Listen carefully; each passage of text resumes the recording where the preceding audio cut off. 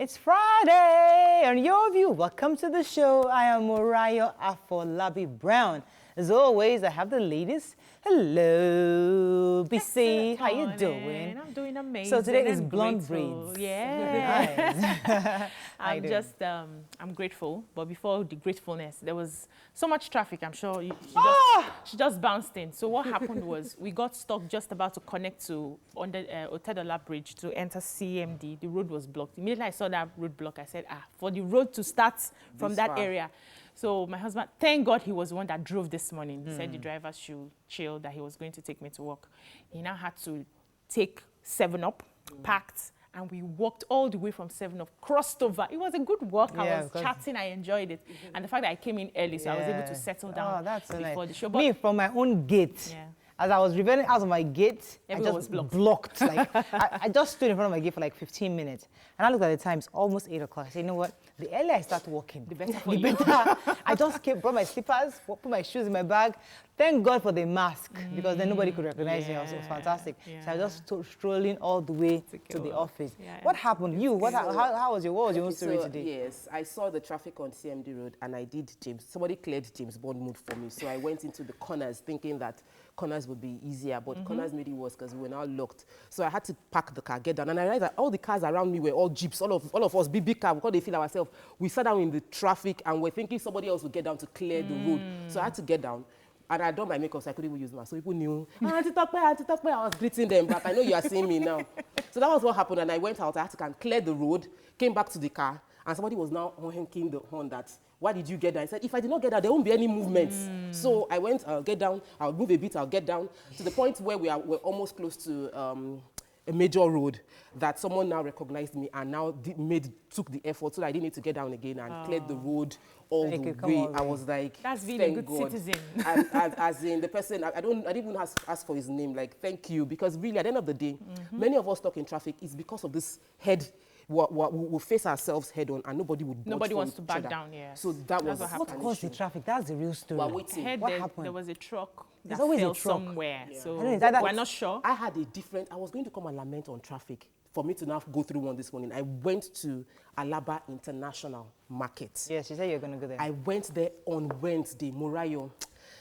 Honestly, Governor Sanwo-Olu, no, I can understand why Nima will keep on lamenting. That place is terrible. Are you kidding? It is all shades of terrible, all the way. Immediately you leave mile 2, it's like you are in a jungle. My husband was in traffic jungle, like they will face you one-on-one. It took him 12 hours. To get out. He left the house at, I think it was 9 o'clock or 8:30. To get to Trade Fair. He got to Trade Fair at 1:30.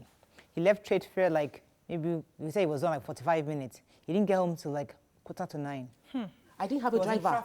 I had muzzle pull. I got down. I stood. I'm like, this is no human being should have to go through that. So I see that, and I see the way we as human beings. So I would of course blame the government. I'll blame the governor. The road is terrible. Federal government I'll also? blame the These are federal government. roads? The road is terrible. Then I will blame the citizens because I have pictures of dump sites that are literally on the road. This is by our own citizens. They face oncoming traffic. FRSC are collecting bribe live. I saw it. It's not police. No, we know police officers collect bribe. This one, I used to think that FRSC are of a different class. They were collecting bribe right there on the road. Just take a picture and send to Ignatius.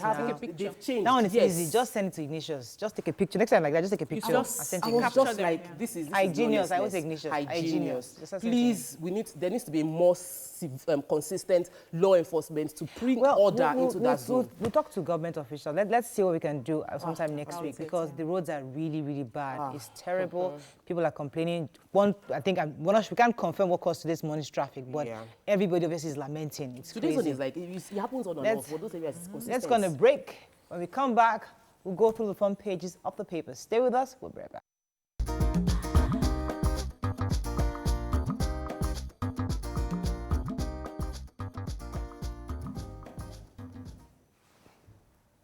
Okay, we're going to start with the Punch. NDDC controversial probe. Wike fumes as police storm ex-MD's house. Officials clash with National Assembly. Osun man arraigned for abducting neighbor's wife and his kids. Magu will be cleared of allegations and reinstated, says counsel. Only mosques and churches with approvals will reopen, says Ekiti. Court reverses order forfeiting Saraki's houses to federal government. Family demands probe. Afenifere rejects freak crash accident. Wase reps to lobby governors over schools reopening. And Nigeria's foreign reserves dropped to $36.12 billion. Okay, let's take this this human interest and we'll talk about. Yes, so one Jubril Anifowoshe on Thursday appeared before an Osun State Magistrate Court for allegedly abducting his neighbor's wife and 2 children.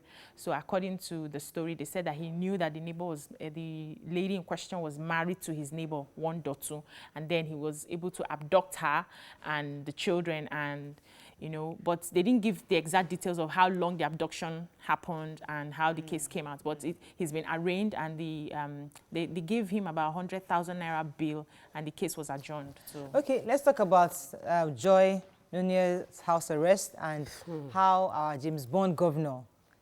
That's responsiveness, and honestly, Governor Wike has displayed himself as a very responsive governor when it comes to, in recent times, especially during this lockdown, with the way he. No, the breaking down the building was wrong, but consistently... Let's focus on today's story. Today's story, don't mix it. But today's story, yesterday, the ex-NDDC boss cried out, called out to the governor because her house was besieged by police officers, and they asked to arrest her. They didn't have warrants. And they were not going to go because they were insisting they wanted to take her to the station. Yeah. So she reached out to the governor, and the governor came personally, and there was a video clip of how he told the police officers, "What are you doing here? Why are you here?" Yes. And they asked, and they were answering. They came to arrest him. They said, "Why are you here to arrest him? Couldn't you have invited her to come to the station?" And they said they wanted to take her to the, and they didn't have a warrant. They mentioned that they didn't. And also there was a forceful entry because they were hitting down the door. We saw videos of them hitting and going into her house even without a warrant. And that itself, so Governor Wike has asked for a proper investigation through the IG. And we need to know exactly what happened. And this happens a lot. You know, it's because it's happening to a big person. If you offend a big person, police will come and carry you, and you're locked for as long. It's very, very big. Yes, you know, so we know who she's offending. Very, very big. We know who she's offending, but there should be prosecution of this case, of the abuse of power. Many heads should roll and jobs should be lost. That's what Nigerians are expecting, so that this would stop. Also, because she was supposed to appear before the panel in Abuja, so they actually stopped her. So they stopped her for going to give her own statements or to give her own testimony on her own story of what happened in NDDC. I'm sure they'll give her a chance to go back. The late pilot, the late pilot's family have spoken up concerning the fact that they want further investigations carried out. Autopsy, they want investigations carried out on the crash itself to ascertain what caused it. And I think that many times you just want to overlook and say it has happened, but this we should find out what exactly caused it, because she was a bright star for Nigeria. Okay, moving on to the nation. NDDC crisis, Buhari orders speedy probe, speedy and coordinated probe, he says. World Bank, 42% of jobs lost to COVID-19 in 4 months. 63% of sanitizers are counterfeit, says federal government. Makinde to sacked council chiefs, return government properties. And Tinubu consoles Kuka over his mother's death.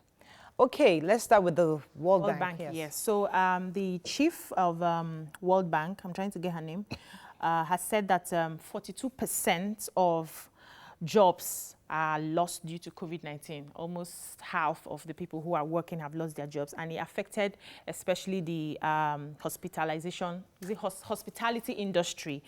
And she's also saying that they are trying to find a way to ensure that they help small and medium-scale businesses by giving them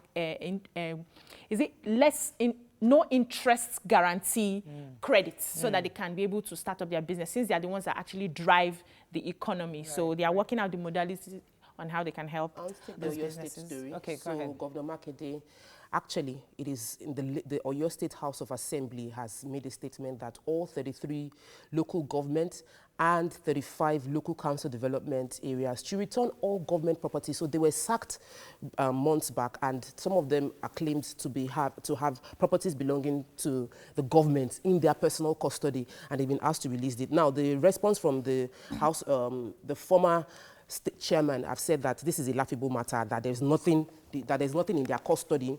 but we're hoping that there'll be a peaceful resolution of what is going on there. It's been ongoing for a long time. All right, let's move on to the Vanguard. NDDC failed siege in Port Harcourt, storm in Abuja. 5 years after Labour unites as aggrieved unions return to NLC. Fresh suit seeks to disqualify Eze Yamu as APC candidate. Lawan Gbaja meets Buhari over the 774,000 jobs. And schools resumption will rigorously enforce COVID-19 rules, says Southwest State.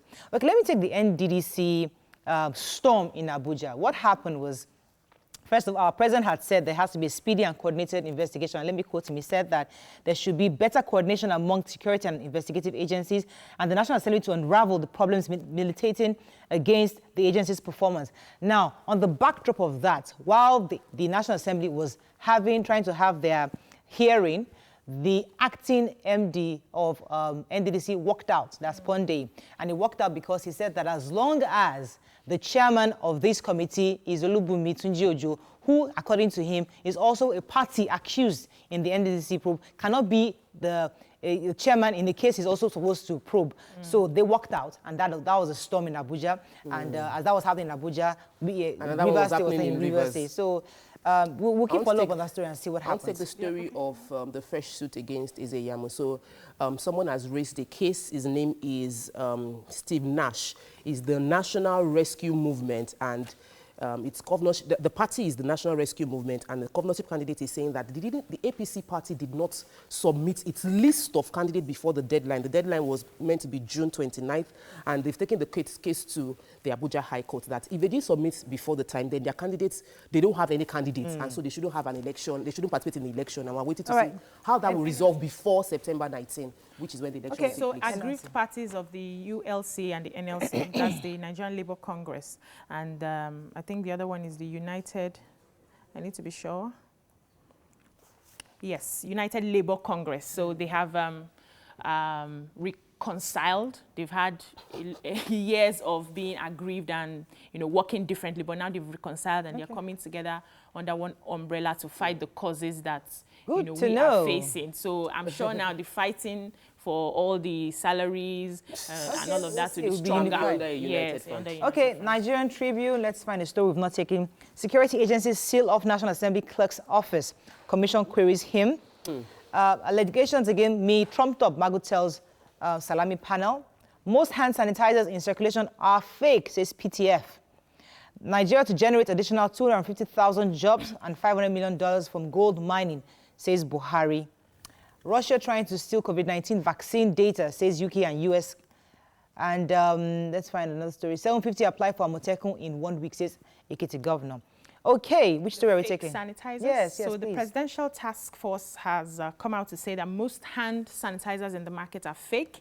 They do not have the NAFDAC registration number, and they're doing all that they can to sanitize the market to ensure that the sanitizers there would have registration to be sure that it's actually going to be working, because a lot of people are banking on the sanitizers, and if it's not real, if it's fake, if it's not going to work at the end of the day, so you're not fighting, it's not helping to fight COVID-19. You are still going to be spreading it even with the fake sanitizer. So they are working together with NAFDAC to ensure that they sanitize the market. So I'll take the gold mining story. Nigeria loses $3 billion. Actually, we lost $3 billion, not Naira. Between 2012 to not Naira. Between 2012 to 2018 to illegal gold mining. So the president set up the Presidential Artisanal Gold Mining Development Initiative, PAGMIG, and yesterday they launched a bar of gold made in Nigeria. So that's a good one. It is. It's supposed to generate about 250,000 jobs and over $500 million annual royalties and taxes to the federal government. Okay, there was a story I want to take in Daily Sun. We have to run off, but let me just take this story very quickly. Daily Sun had the story about flouting COVID-19 protocols, guilty VIPs, others to go to jail. So what happened was that the governor of Adamawa State, Governor Fintiri, came in with 8 or 9 of his security aides, and they refused to use the sanitizers, refused to get the temperature, have the thermometer to check the temperature, and they just went straight into the terminal. And obviously they were reported, and that's the second VIP, because also former Governor Abdul of Zamfara State, former Governor Abdulaziz Yari, also flouted the protocols. laws. And what they're saying is that these VIPs, you actually will be fined or you have to go to jail for 2 months. So they're not going to be looking at your face again. They shouldn't even be fined. They should just go to jail. Because at the end of the day, when other people see them doing this, we have, if politicians can do this, and we have governors businessmen do that have money. And if the government alone, then the entire entourage. So if, and a lot of them are exposed already. We know, we've seen people sadly die. So please, Governor, Comply with the laws. Kindly comply. And even the former governor said, into the It's power. Yeah, entourage. Okay, unfortunately, that's all we can take on Front Page Review. When we come back, we go through a few hot topics. But first, your view heroes of the week. Stay with us. We'll be right back.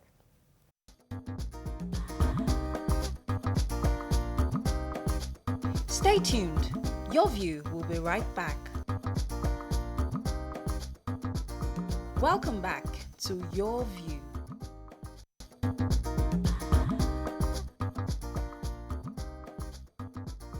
Welcome back to Your View.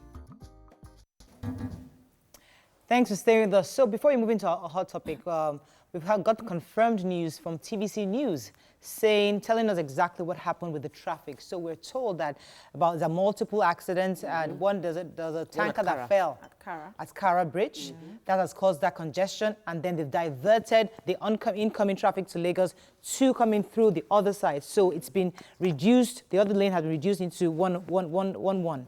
Now, there's also another bad road in Ikorodu, I believe, that is Ikorodu Road, that's causing some kind of congestion. And also, we hear that a possible tanker also fell in Castration.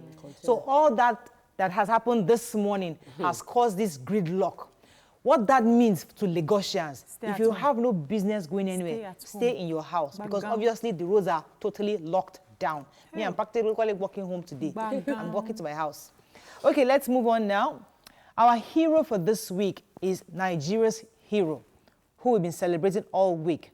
Flying Officer Tolulokpe Oluwatoyin Sarah Arutile, Nigeria's first ever female combat helicopter pilot in the Nigerian Air Force, who unfortunately passed on 2 days ago at the age of 24.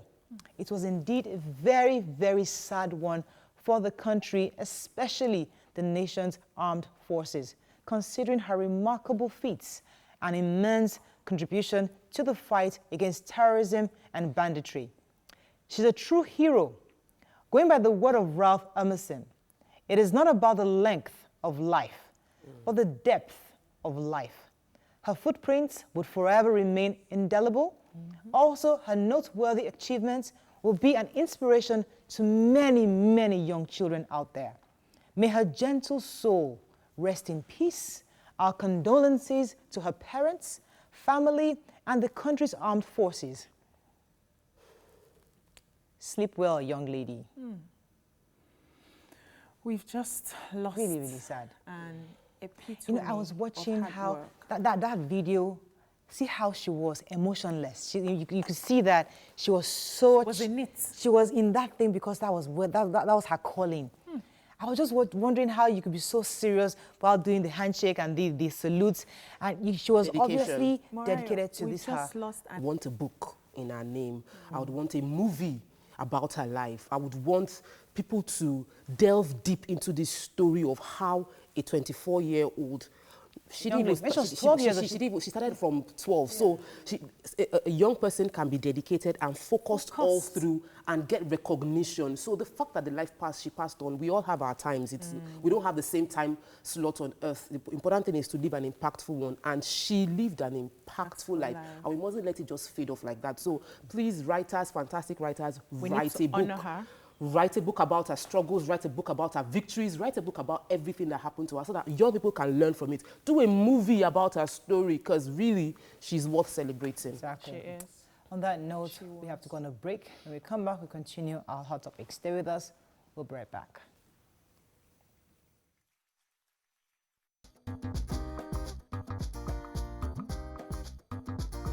Welcome back to Your View. Thanks for staying with us. So I'm told we have a few phone calls from the other segment. If we do, we can go ahead. If not, we're going to talk about Kano State Assembly as they recommend castration as punishment for rape. According to the report, the Assembly took the decision following a motion presented by a member, Nuraddeen Alhassan, seeking for the review of the law. Do you think this is harsh, or do you feel it is necessary? Please join the conversation on 0708066814. You can also tweet us at TVC Connect. Please hashtag YourVTVC so we can read your tweets. So the issue of castration has been debated at the National Assembly level, but now while they're still working on that, the House of Assembly in Kano State are going ahead with the option of castration. What are your thoughts on this? You know, we've talked about this here, and one of the things I remember saying is it would be unfair to have a blanket punishment for rape. The term rape is, according to the law, is a forceful penetration without consent. So, and for people to, you know, just have a blanket cover for rape would do a disservice to the different degrees. I want to believe that there are degrees of rape. So if we're able to find a way to isolate the degrees, show us, okay, if it's a rape, when you rape a minor, this is the outright punishment. When you rape an adult, this is the punishment and all of that. But if you now have a blanket castration for anyone who has been pronounced a rapist, what if we get, pronounce somebody a rapist and later on find out that that person is innocent and then you've castrated that person? Now, you also need to tell us what form of castration are we going to be having? Is it going to be the clinical castration? Is it going to be the outright cutting off? We need to have a lot of clarity for this and not just put castration. What would you recommend? Once a rapist, what would castration. you recommend? Okay, for raping a minor, those ones who go for 3 months old, 5 years and all of that, because you have destroyed the life of that girl may never be able to live a whole life. You've destroyed the organs that are just developing. For me, castration is even small if they can add more to it, But you see, for the other degrees of an adult and all of that, you I hear you, jail time. But the concern people have expressed concerning the issue of castration is, how do we flip it? In a situation whereby a woman rapes a young boy, a child, a baby. So you see an adult having, as they use the word, molest a little child, a 3-month-old, a little boy. Now, if you castrate a male, what do you do to the woman? You cut off the breast, or you take out, that's the difficult part of that conversation. But go ahead, talk about it. What are your thoughts? I think I was one of the proponents of, there must be stronger punitive measures. We need to castrate. You know, when may we never know the pain of rape of a minor. Like, may our children never experience, may our grandchildren never experience it. If you've ever experienced rape at any level, you would scream castration, because really it is that, the feeling, the emotions will be that strong. But at the end of the day, many people have confirmed that rape is a psychological crime. It is a crime of oppression. It's a crime that is carried out many of the times by people who have psychological issues themselves. So punitive measures being strong deterrents is on one side. Like BC said, I don't need to repeat it. I believe it should be graded also. But we also need to have strong psychological reevaluation built into our laws, so that there is a correctional facility available for those who obviously have mental issues, and there are people like that that have beyond just cutting off or castrating. Yes. There's a mental part of it that has to be addressed. If not, that person that was castrated will probably just do something else. Another person will still do, because the point is, when there is a solution that provides, like, okay, maybe because one, rape in Nigeria is difficult to prove, so the issue of wrong person getting castrated is impossible in Nigeria, because before you can prove, there must be DNA proof from the victim's private parts. So that's clear. So we can't catch the wrong person. However, beyond that, let's provide psychological evaluation for such people. If it is a return, like someone that's been consistently raping, there are cases where you see that they said if he's had 5-10 victims that are all underage people. In that case, yes, you might say, for the safety of the society, we won't take you back to society, we're going to castrate you, we're going to take you and lock you up somewhere. That can be reasonable, but when we make laws that are so, it makes us feel good that, we're going to punish them. but we really, may punish wrong people. Yeah, so I wanted to add to what you have said, because I realized that there was a case in the papers last week, we were not able to get to it, where a young man took agbo to be able to, I think he was having stomach upsets. And by the time he took that agbo, the thing made his Mr. Johnson rise. And he had nothing. He kept walking and walking, trying to douse it. Nothing happened. He poured water on himself, drank water. Yes, it was in paper. We didn't get to it that day. Last week, I wanted to take the story. So he now went to the bathroom and saw a young boy, you know, this face me, I slap you setting, saw a young boy who came to bathe and then cornered the boy and sodomized him. Now, aside from making the laws that they are punishments, you need to also help build the mindset of your citizens to know what to do when certain things happen, because there are people who are not serial rapists, who see the situation of this guy and it was a one-off for him, you know, but he didn't know how to handle it, and he felt that I could easily use this boy. No, hold on. It's his mindset. It's a thing of the mind. You cannot do above what you think, how you think. So he felt that, oh, the next thing to do is to quickly help myself and relieve myself. Now, if this young man understood that you have no rights on anybody's body, you have no rights, he would have found a way to help himself by himself. So there are certain sensitizations and awareness that we need to also create to the men out there and even the women out there, that you have no rights over another person's body. I get that, but let me take Dominic. Dominic, are you there? Good morning. Thanks for calling. Go ahead, Dominic. Morayo, happy birthday. I don't have opportunity to say that. Thank you very much. We can go. Morayo, there is no punishment meted out to rapists that is too small nor too big. That's my contribution. But Morayo, I want to contribute to one of your news review this morning about NDDC. If you can give me the opportunity, can I? Please go ahead. It's your view. Go ahead. Please, Mr. President, for the first time, has woke up quite much early. But my suggestion is this. That place has become a mess up. Both the IMB, what Interim Management Board, and the whole staff of NDC must be suspended. And in Nigeria, the government should bring an forensic audit that will give us independent audit of that area, that NDDC. What is happening in NDDC is happening in Umpatek, it's happening in the Ministry of Niger Delta, it's happening with what they call 13% reservation. How come we have all this intervention? And if you go to call Niger Delta, I came from Niger Delta, but they don't call Niger Delta. If you go to Bayelsa University, it's an eyesore. Look at this 4 intervention ministry. None is working. We need to just close it down and do forensic, intervention there. Let them give us independent, not to call somebody's name. They give us independent, report of what is happening with the money that government has been throwing into Niger Delta. It's a valid point. Thank you so much. It's worth looking at. That's why we're monitoring the story pretty closely. And even the National Assembly has said, listen, we need to do a proper investigation to find out. So hopefully it will be a thorough investigation, and it will be... He's even saying shut them down. Planning, yes. Because they're not working.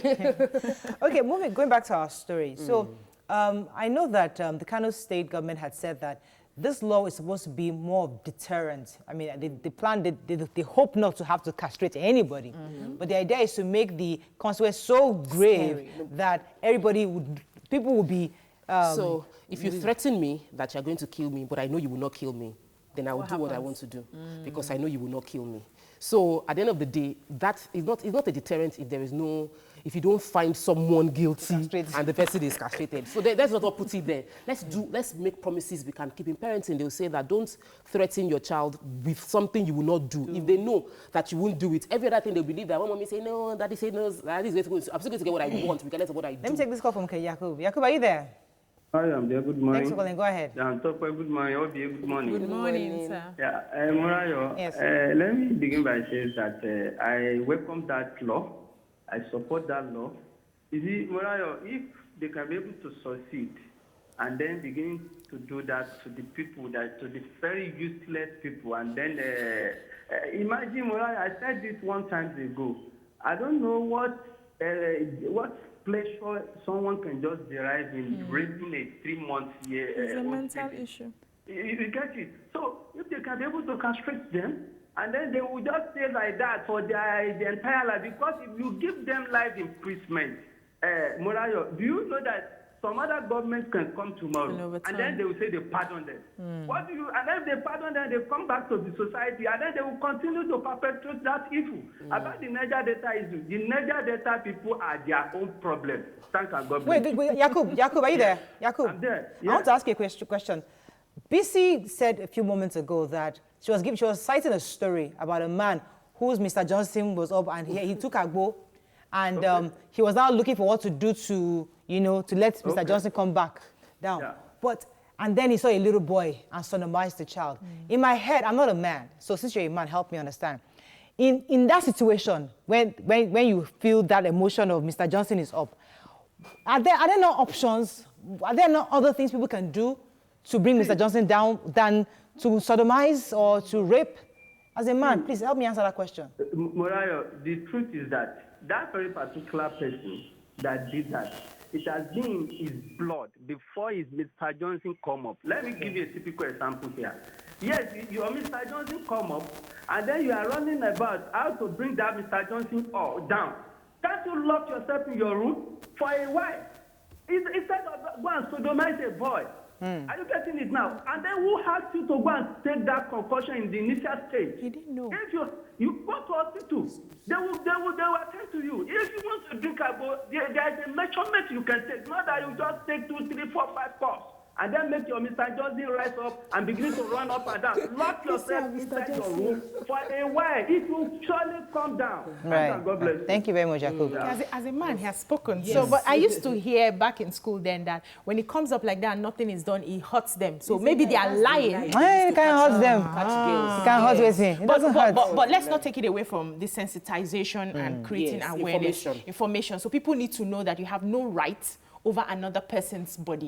Whatever happens to you, find a way to handle it yourself. Do you understand what I'm trying to say? Yeah. Now, if we push that out and everybody's talking about it, everybody's talking about when no is no and all of that, then when people who are crazy now decide to do that, they know the punishment, because they should expect whatever they see. So because if a husband rapes a wife, you can't go and say castrate now.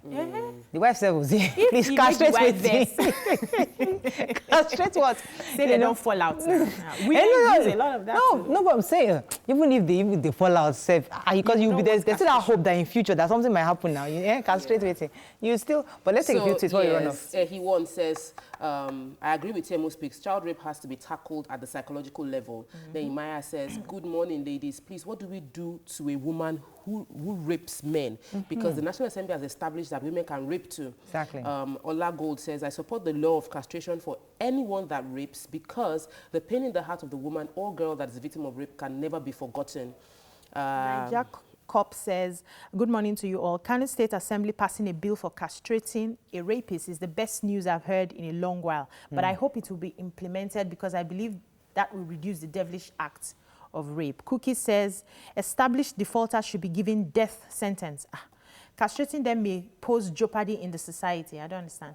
This is because they have nothing to live for and may carry out their frustration on other women by way of even killing them. So I read somewhere, somebody was saying that for the women, you cut off that little cap. But they do that. That's like circumcision, and then cut off from the tongue. Listen, Nigerians are just crazy. On social media, you hear all sorts. I mean, all sorts of. But let me take this call from Esther. Esther, are you there? I'm here. Thanks for calling. Go ahead, please. You're live. Good morning, ladies. Good morning, ma'am. I want to really thank you for all the work you have been doing. I do appreciate you. Thank you, madam. You see, I'm a grandmother. I do watch your view for a very long time now. Wow, thank you very much. Yes, I just decided to call in this time because most of the time I've been trying your number. It will keep ringing and sometimes my calls are not picked. Yes, ma'am. So what I want to contribute to this rape issue of a thing. Now we have so many laws that have been on ground concerning rape and even other offenses. How many of these laws have been implemented? Yes. Now they are talking about castration or no castration. Nobody, whatever laws they are putting in place, they are not going to implement anything. They are just hypocrisy of a thing that has come to take place in Nigeria. And you and I know, my good lady, that laws are not being implemented in this country. They just put them on the paper and begin to make noise all over the place, everywhere, and all of that, and all that. Whether castrate, they are, just watch. They are not going to castrate anybody. What are the laws that have been in place before? How many have been implemented? Thank you so much, Esther. That's obviously a Nigerian perspective, because that's one of the issues with the judicial system. You know, you take cases to court and it takes years, and then Nigerians feel as if nothing's been done. Yes, we have the laws there, but it's not being implemented because part of the judicial system has failed us in implementing these laws and ensuring that that justice is served. So I understand where Esther is coming from. She has a very valid point. Yeah, there's this tweet I want us to take. Eriga Unilag Ibadan boy says, "Thank you very much at BC. I was once an advocate of castration for punishment until I came across this news and some others. You can please take a look." So the news says a man sentenced to 28 years imprisonment after lady dreamed he raped her. So how do you sentence someone over a dream? No, that's not in Nigeria. In Nigeria, the proof is tough to Let me take this call. I'll come to you, Tokwe. I have Tokwe from Ikorodu. Good morning, Tokwe. Are you there? Yes, I'm here. Thanks for calling. Go ahead. I support this law. They should castrate them. Okay. Why? So that they'll be able to do it if they are released from prison. Okay. Because some people, if they should do it, if they are released, they'll do it again. If they are released, they'll do it again. So that is why they should castrate them. So that they won't be able to do anything. What if it was in error? What if they were convicted in error? Oh. What's that? Oh. What did she say? He said, oh. Okay, something. So in Nigeria, the truth, we need to remove this error in conviction. It doesn't happen in Nigeria. In Nigeria, before you're convicted for rape, there needs to be a test of rape kit. That means the survivor must have DNA sample confirming that there was penetration and it was by this particular person. So errors like this don't happen in Nigeria. But it also means that a lot of rape victims don't get justice because once the time has passed, they can't prove it. They can't be proved anymore. What I still want us to do that said that now you can, yes, you can actually start. No, the new bill is saying that there's no time limit when you can prosecute it, but you can't prove a case when you need samples from evidence. The person before you can evidence, physical evidence, medical grade evidence. What I feel is that at the end of the day, as we're dedicating time to talk about rape issues, we should dedicate time to have more campaigns, not just about rape, but on how people can control themselves and relieve themselves, a more holistic approach to it, that, okay, you would have urges, so this is what you should do. If you see a girl, you don't have a right to this girl. These are the penalties if this happens. So the more awareness we have, the more we can properly fight this. Let me take this call from Melinda in Abuja. Good morning, Melinda. Oh, Belinda, I'm told. Belinda, Belinda. Are you there? I'm sure she gets that a lot. I think we lost that call. Yeah, I wanted, okay, there's this tweet here. He says, for the record, locking up someone for life without parole remains the best way to stop them from reoffending. If you castrate a violent person and release him on the streets, you just made him a mass murderer. That's so I think angle. We need to, look at everything, like she said. Unfortunately, that's all we can take. We wanted to really talk about this Kano State, but bottom line, it's not been totally passed into law. It's been deliberated upon in the House. So we'll see how that goes. But we're also monitoring what's happening in the National Assembly to see how far it's been discussed and see what happens eventually. Let's go on a break. We'll be right back.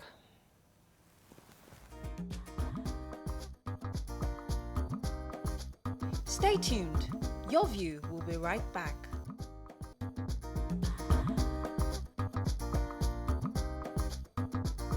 Welcome back to Your View. Thanks for staying with us. So, into a softer news, or Twitter, I would say. A lady, Sandra Ezekwesili, tweeted about wanting her mother to remarry after she questioned why boys and men are more likely to be hostile to the idea of their mothers dating or remarrying after their father's death. So the question is, why is it easier for our fathers to remarry and then our mothers find it difficult to move on with their lives? I mean, I remember this conversation with, I can't remember which family, but I know that it was a conversation that the woman was, the father had passed on, I think, in his 60s, and the woman was in her early 50s, you know, and I mean, they don't live in Nigeria, trust me, they live in abroad, you know, and her family wanted her to remarry. and they really wanted her to do, but she didn't want to. She was so attached. But they kept trying to nudge her to.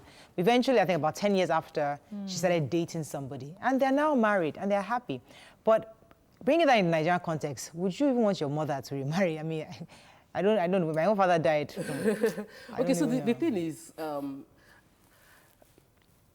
in many cases, men are unable to live by themselves without the woman. Who said that? Because they tend to, many of them tend to die a few years after. Right. So because people have realized that, this is my uncle, after the wife died, few months after or few years after, he also died. Or somebody, and those stories happen a lot. One of my friends just lost her father-in-law, and we're like, that the man would have survived though. It was just that, because his wife is no longer here, the man couldn't cope. So, especially for those that have been married for like 20, 30 years, when the woman dies, they are unable to imagine life without that's just no life. So they tend to, the children, because they want you to be alive, they say the children should marry, give him a woman, a small woman that will be cooking and be taking care of the house. So it's not really about other matters in the other room. It's more about somebody that will just be checking on her and checking on him and taking care of him. But we've had women on the other side successfully take care of their children and live long. You see, a man will die at 50s, the woman is still alive at 80. Or you see the woman 90 and they say, how long has she been widowed? And she say, 30 years ago, my husband died, but all glory to God, I'll be taking care of my children and taking care of my grandchildren. So because people have not seen the need for a woman to have companionship outside her children, they feel that they are caring for the man by letting him have companionship. But they think the woman's companion should be her children. That should change. We've discussed this on the show before. Should it change? And I've said on the show when I discussed it that let women remarry. They are entitled to love. They are entitled to companionship. The responsibility of a woman isn't just to be a mother. She also is a lover, and she shouldn't stop because her husband died. No, but, I mean, so tell me, let me ask you, direct the question as you. God forbid, God forbid, God forbid, God forbid. In like 80 years' time, my husband died, I'll be married. Not you, talking about your mom. If you God forbid, God forbid, God forbid, in 80 would you? Time, if anything happens to my dad in like 20, 30 years' time, yes. I would also tell my mom that it's not good for a woman to be alone, because if she doesn't have work to do, she will come and stay in my house and be in my life. So there's a selfishness to the reason for that. Push her away now. So I would arrange that God will give her, she will fall in love. We've seen people in their 70s. It's just in Nigeria that doesn't happen. You can fall in love with an 80-year-old person can fall in love and find companionship with a 90-year-old man. Please, I beg, leave that matter. She fell in love very old. She was in her 60s and fell in love with a man in 70s. Yeah, see Mama Aka now. Yeah.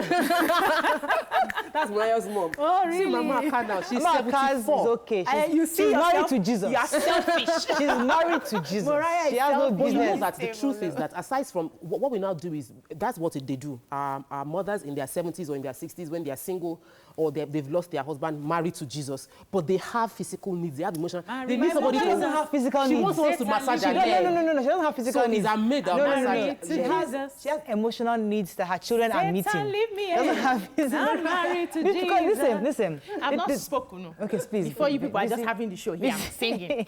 Yeah, go ahead. So for me, what I realize, coming from my area, what I see more is even the young women fighting their mothers for marriage, not the men. So I don't want to put it on the men. It depends on the family. Sometimes it's the girls that say, Mommy, you don't need to remarry and all of that. And the people who fight more for their mothers not to remarry are those who are from wealthy homes. So they believe that when the woman marries, she's going to transfer the wealth that she's inherited from her husband to start taking care of the boy that she probably is married to. Because sometimes when a woman who has wealth... That sounds like Nollywood. That sounds like Nollywood. Not Nollywood. I'm talking from my place now. I did not grow up with you, so calm down. So when a woman... most times what I see is when a woman who has money loses a husband, she doesn't marry at that level of the husband she's lost. Most of the times, what I've seen, young boy. What I've seen, he's always someone young. And then, you know, women, and when they're in love, they focus their attention, they take their attention away from the children to the man who is now running things. And sometimes they neglect the children. So at that point, you see the children saying, we don't think Mommy needs to marry. But you see those ones that are poor, the woman is not independent, she's dependent on somebody, and a man comes that wants to help your case, to send you to school and take over the responsibilities, they don't quarrel because they need a man to help them live their lives. So they're not in that space. Meanwhile, those women who are independent, self-sufficient, they have money, most times they don't think about remarrying because they are focused with work and raising their children. So it's just that balance of, it's not just the men who complain, it's just about the family and probably the wealth they feel she will now be sharing to another man after my father has labored. Okay, so let me take this call if I express my own views on this. Francis from Sapele, thanks for calling. Go ahead, please. Hello, ma. Morning, go ahead. I'm a first-time caller. Welcome to the show. Like this issue of rape that we are talking about, yes, is a very serious issue because I can see that it's the female that is more vulnerable in it. The male is not just too easy to rape a male like that, except on the ground that maybe that male might also want to like what the female want to do to him. It's not just easy, but for a female, if a male can just come and rape a female, even without holding anything, is a serious issue. So in regards to the plan that they should castrate a male is ideal. Okay. But I feel that not just castrating, there should also be a lookout to that person that has done such a thing, maybe in a situation whereby they will place a ban on him, a restriction. That's what I try to say. Right. Okay. All right. So moving on to this topic, I think a woman who is widowed at 30, 40s, yeah, I mean, you can remarry. Early 50s, you can still, because your children are still growing up. And you just want them to have that close, that family circle. Figure. That male figure influence in their life. So I can understand that. But once you mark that, you pass that 60, 65, 70, your children are they're not babies anymore. They're adults. And I think that's where they need your guidance and your counseling. They need that role modeling for you. They want to see your prayers are required. Your guidance, your counseling is what they need. Not you bringing another one baba now come again and then to come. Sometimes, you see, sometimes when you bring the baba to come, or maybe the boyfriend or the whatever of the mother, in some cases, he's a good influence. Okay. Maybe he's a wealthy one and they can even support and everything. It's fine, it makes your mom happy. But the idea of having another man start coming to your mother's room. Because your mother is not a human being. No. Your mother my mother is a human being. Blood flowing through her veins. Over 60. Your mother is Jesus' She's baby. 70. The real They've closed shop in that place. They don't close shop there. That place don't close shop. The real reason for marriage, aside from number one reason, of course, to procreate and raise children, is to have a companion. And at the end of the day, when you really need that companionship is when your children are gone. Yes. The sole responsibility of a parent is not just being that taking care of the children, because really, at the end of the day, those women are the ones that now become mother-in-laws that are like stepmothers in the house, because they don't have any other thing. You are their only project. They've spent their entire life investing in you, so they want to micromanage what is happening in your house. For me, I think we should encourage women moving on in life, finding love, growing, expressing themselves in every way possible. I also think that we shouldn't be unfair, because I've heard many people say, if my father dies, if my mom dies, immediately I'll quickly arrange somebody. And when it's flipped, they will say, lie. No, that should just take care of me and my children. That's selfish, and that's the way we've raised ourselves. It shouldn't be. So you see, wait, let me, I'll come to you, BC now. This your fine mommy as she is now. You now let one person start saying, start holding your mommy, touch your mommy. Start saying, touch your mommy. If you call it my mommy, my dear. I'll slap the person's face. Not now, because daddy is still alive and well, and he'll be alive and well for many more years. My father is dead, and my father is dead. But let's use my mom, because my father is dead anyway. If a man comes to me and says he wants to date my mom, and your mother wants to date the man, what will happen? If the man is my mom will never say that. Why? Right, because she's married to Jesus. Maybe in church, what if she finds one 79-year-old man or 79 or 75-year-old man in church? I say, Baba, go and meet your own children. Spraying with her, talking to her, connecting with her on a level, because there's some conversations that you don't have capacity to have with her. Your children. You are in your 40s, she's in her 70s. She cannot, you don't understand what she's going through, what she's thinking about, what she's dreaming about, or maybe, this bone is paining me, all of that. The person that will say, this is what you should use for that. There's need for that companionship, and it shouldn't be limited to age. Okay, Bisi, let me pause you for a second. I'm sorry. Right. Helen, are you still there? Oh, I'm so sorry. I kept her for so long. I totally forgot she was there. Go ahead, Bisi. For me, because we are not putting ourselves in our mother's shoes, that's why it's easy to say she doesn't need a man. You are forgetting that you will live your life. You will get married. You will go. She will be the only one sleeping on her bed in the middle of the night, hugging her pillow. You call her once in a while. She comes to visit you once in a while. And even if she comes to your house, she sees the way your husband will come back and give you a peck and hug you. You think she's not missing her own? She will be. Let me say. No. That's one video. No. It's not that's one video. It's not, your mother is not James Bond. She doesn't just want to. She's a businesswoman, right? She's very busy making money. That's just it. There are people in that space who they're not into companionship, so to speak. There are people who are loners, who can survive on their own. So you need to understand the woman you're talking about. If it's a woman who is not a loner, who needs somebody, who is a lover like so now. I guess there are the various categories of women. Yes. So there are those that are lovers, and those that just say, you know what, loners. Okay, lovers, and those that just say, you know what, loners. Okay. Even when they were married, let me say, do you even have time for the man? Loretta, are you there? Hi, good morning. Good morning. Thanks for calling, Loretta. Yeah, I'm a first-time caller. Welcome to the show. Welcome to the show. Thank you so much. So I want to talk in particular to Mariah because I've had this experience where my parents are divorced. They're not. It's not a widowed situation, but this is the situation. The man, my dad had been remarried for years and years, and even had kids afterwards. And, you know, she just kept going on and without anyone else and all that. And I remember so many years back, my friends kept pushing me to tell your mother to date. And I kept saying, no, she can't date. No, she's a Christian, she doesn't do stuff like that and stuff like that. So you know what? My mother is a bit older now, and then she started getting ill and all that. And then all the responsibility now fell back to us. And sometimes I cannot help but regret that I didn't push her to live her life, because, you know, there's a bit of depression that goes on with that. When you see somebody else has moved on and you just keep, you know, living your life thinking that, you know, maybe he will come back, or just, you know, just thinking that you can go on like that. Everybody needs companionship. So please, anyone who wants to marry, if you want to be Elizabeth or marry 100 times, feel free. All right, thank you very much. That's a difference. So what I said, let me just clarify. If you lose a husband, or maybe something happened in your 40s, 30s, even 50s, absolutely remarry, because I totally agree that you need that companion. So why are you giving them that time frame? So that's the frame I feel that you need that companion. You need that.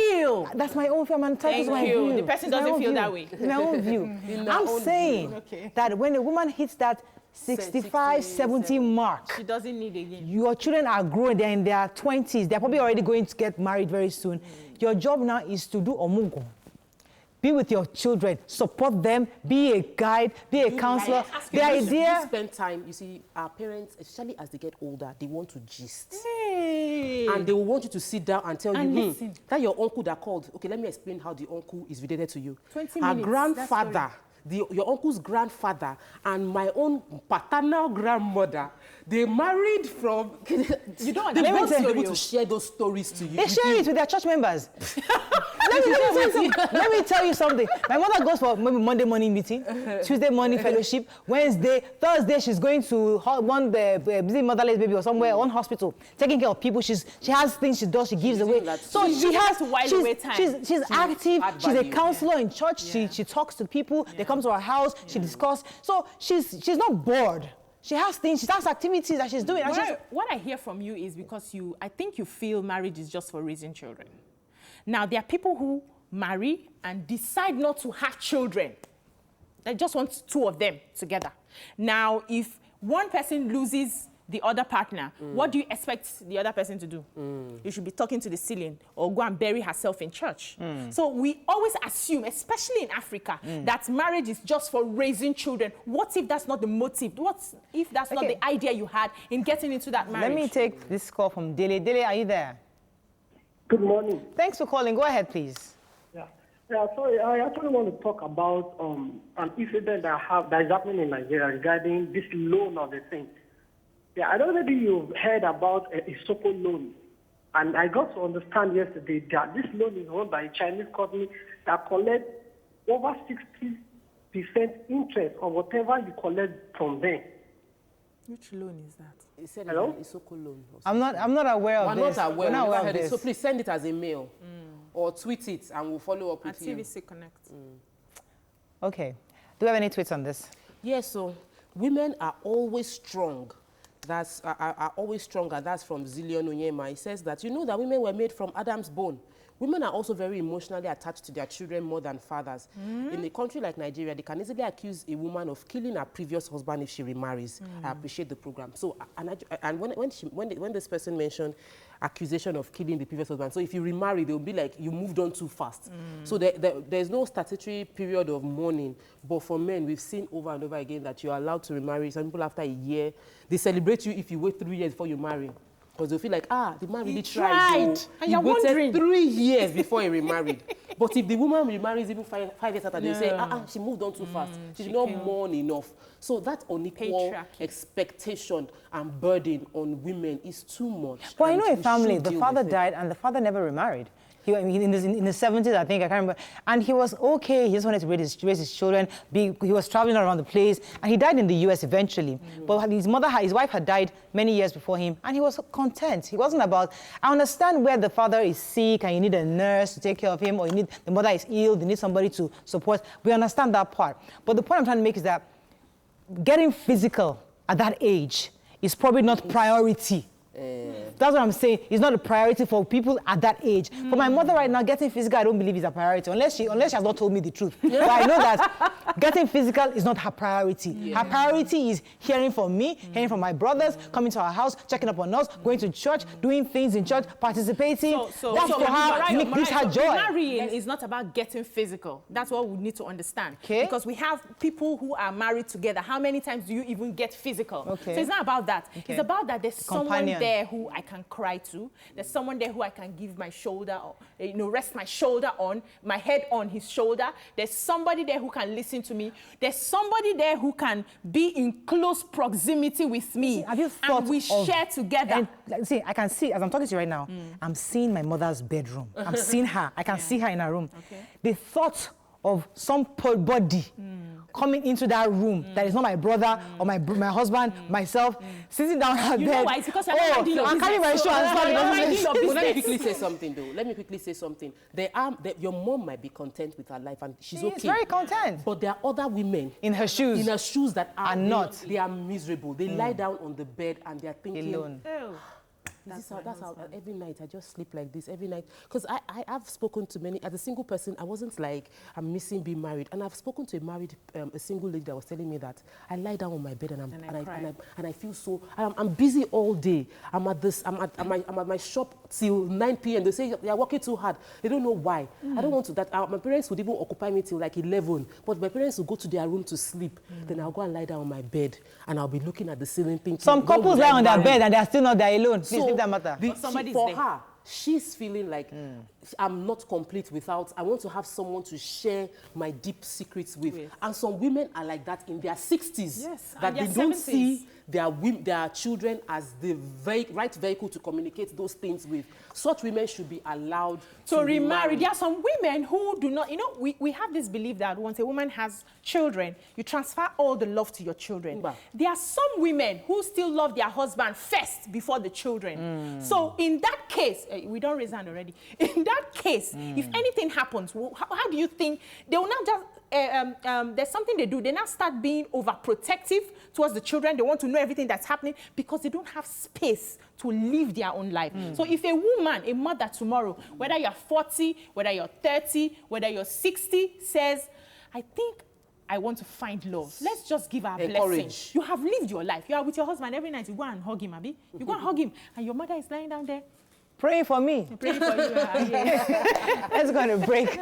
We'll take some tweets after this break. Stay with us. We'll be right back.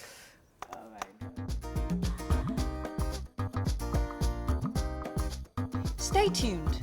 Your View will be right back. Welcome back to Your View. Tweets. Thanks for staying with us. So, taking some tweets, BC. Yinka Akib says, this remarrying topic should be a Thursday program. Quite interesting topic. Toby Martin says, in Nigeria, no equality between men and women. If a man can remarry at any time, it also applies to women. Mo, getting married at 65 doesn't stop you from taking care of your grandchildren. Is mentality-wise. They are talking to you, Moriah. Agumbiade says, good morning, Moriah and co. Please let people in... Oh, I don't understand this. Mr. Debayo says, it's selfish not to allow our parents to seek companionship with the other half as long as it's with the right person who will have a positive influence and make the person involved happier. This is better than doing aproko in the area. Felix says, Mom, no, aproko is gossiping. Felix Stevens says that Mom has been without her husband for 13 years now. She just refused to remarry. Her reason was that she wouldn't have time or focus on training us.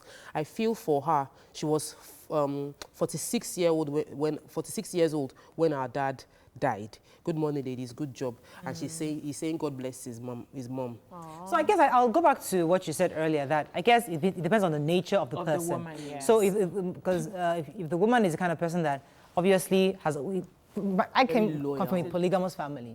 Practically in a polygamous zone, everybody for yourself. You know, my mother has, so you and your children, you sort yourself out. So my mother, my father, my mother was the first wife. There were other factors over the place. So maybe she was just used to being by herself. You know, so towards my father's illness and time he died, yes, we were taking care of him. Practically, we were really close to him at the time. But I don't think, because of all that emotion, she can't bring herself to move past that. I think we all kind of align with her on that end. So I guess because of how based on my own experience. Now, maybe if I was raised in a nuclear family setting where mother and father was just that close-knit, and I saw the relationship between my mother and my father so close, maybe I would understand where you're coming from, saying that when she's in that 60s or 70s, they need that companion. That companion in my own home was just there, do what he has got to do. And actually, if my parents, I grew up in a very, very nuclear house. Yes. My mom, my dad, and me. They're just three of us. And I cannot imagine my mom without my dad. Like, I can't even think of it. And honestly, taking the show aside, I can't imagine my mom with another man.